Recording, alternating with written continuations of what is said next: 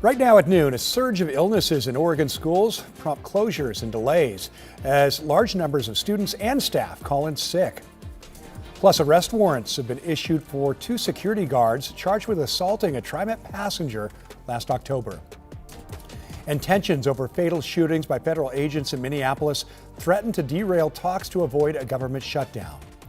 And later, lawmakers in Salem consider a bill aimed at adding accountability when it comes to attending school. Your news at noon starts right now.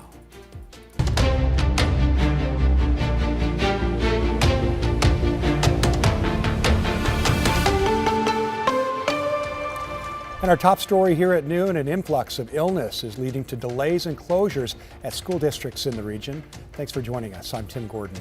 So far, districts in both Multnomah and Clackamas counties have been impacted. Sunrise reporter Corey Johnson has more details on the changes.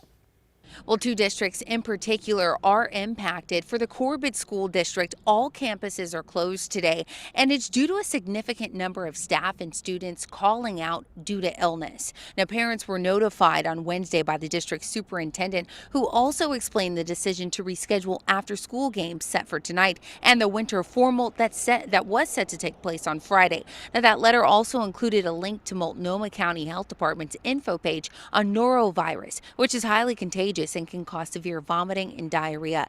There are also similar changes parents need to be aware of in the Colton School District. While Colton Middle and High Schools will be on their regular schedule, Colton Elementary staff also sent out a letter saying due to a large number of students and staff being out this week, the district will have a 3-hour delay so they can disinfect the building. But if too many staff members call out, they may decide to close the elementary school. That decision set to be addressed to parents by 8 a.m. no later than that. Now, if the number of illnesses increases, this could lead to more changes in school schedules across different districts. If that happens, we'll continue to keep you updated.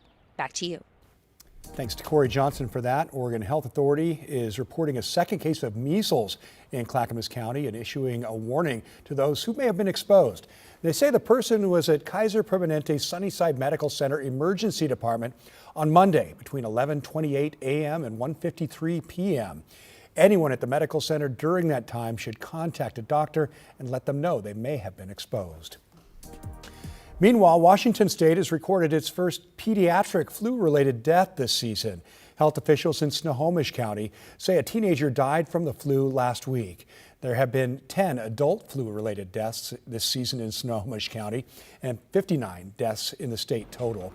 State health officials say we are currently in peak flu season, and they recommend everyone 6 months old and older update their flu shot yearly. In an update, Gresham police say they found 12-year-old Caleb Paris, who'd been missing since Tuesday. His family was concerned about Caleb's well-being because he had indicated he may harm himself, but he's safe now. We want to remind you, if you or someone you know is struggling, help is available. Just call 988 to reach the Suicide and Crisis Lifeline. Again, that number, 988. And turning now to your weather headlines with a live look from our sky cam up at Timberline Lodge. The trees a little flocked with some snow there. A few flakes falling earlier, even just some small ones. We'll take them.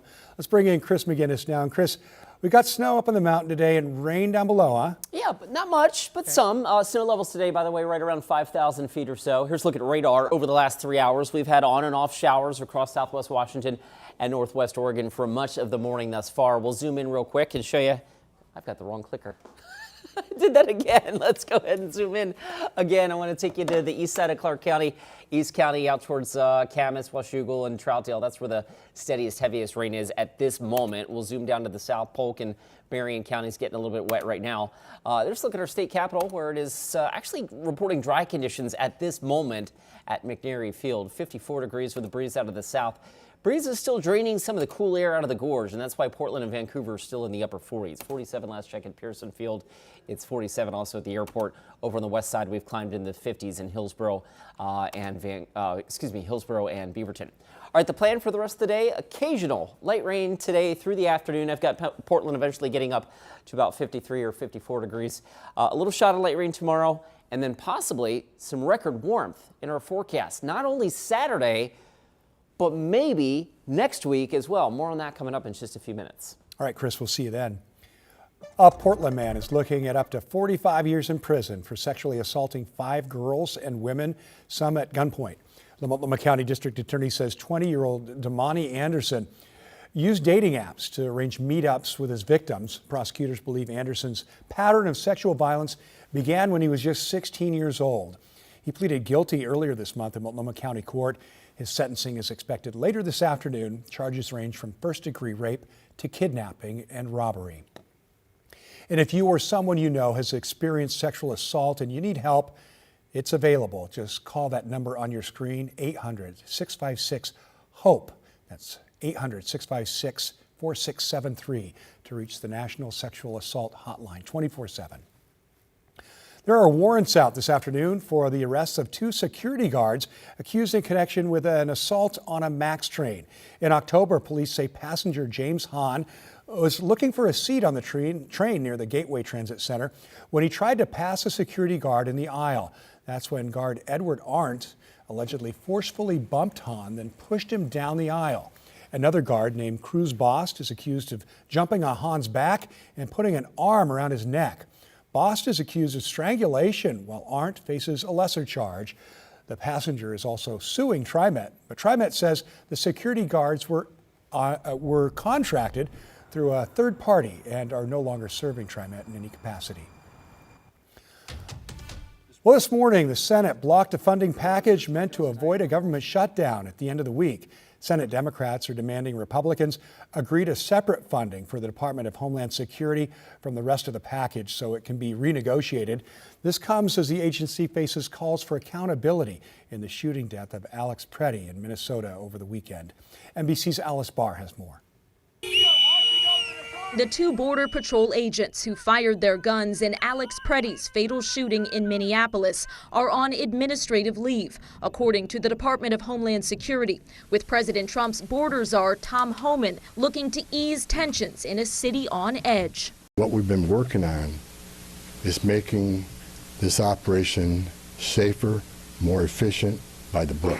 Homan says reducing the number of federal agents in Minneapolis hinges on cooperation to access state prisons and county jails for targeted migrant removals. All as new video emerged of Preddy in an altercation with federal immigration officers 11 days before he was killed. The footage from online media outlet The News Movement shows Preddy yelling at agents and kicking their SUV, breaking a taillight before agents tackle him. The video does not show what led up to the confrontation. Preddy's family saying they knew about the incident after it happened, adding he posed no threat to anyone and that nothing could possibly have justified his killing. In a separate sign of boiling tensions, Minnesota Congresswoman Ilhan Omar speaking out after a man rushed and sprayed her at a town hall with what her office now says investigators believe was apple cider vinegar. She blamed rhetoric from President Trump. The fear and intimidation doesn't work on me. Lawmakers on both sides of the aisle condemned the frightening incident. Political violence or those sort of confrontations should be condemned across the board. As they work to prevent a partial government shutdown by the end of the day tomorrow, with Democrats dug in against Homeland Security funding without changes to immigration enforcement operations. Democrats' demands include ending roving ICE patrols across the country, body cams on all immigration enforcement agents, and no masks, and an updated code of conduct. They want Republicans to separate Homeland Security from other government funding to negotiate reforms, and that idea does appear to be gaining some traction in a potential shutdown off-ramp. In Washington, Alice Barr, NBC News. And in other national headlines this afternoon, Senator Amy Klobuchar announced she's running for governor of Minnesota. In a video posted to social media, she officially launched a Democratic bid to lead the state. This news comes as her state finds itself in the national spotlight amid the unprecedented federal immigration crackdown.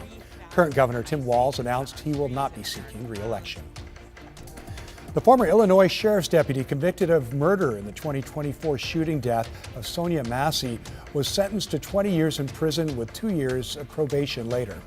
In court today, Sean Grayson admitted wrongdoing against Massey, who had called 911 about a possible prowler outside her home. The defense filed a motion for a new trial in November, which the judge denied during today's hearing. New data from the Labor Department shows continuing jobless benefit claims fell to their lowest levels since September of 2024. According to the department, first-time unemployment claims also dipped slightly. Economists say the decline reflects less holiday season hiring, not stronger job growth.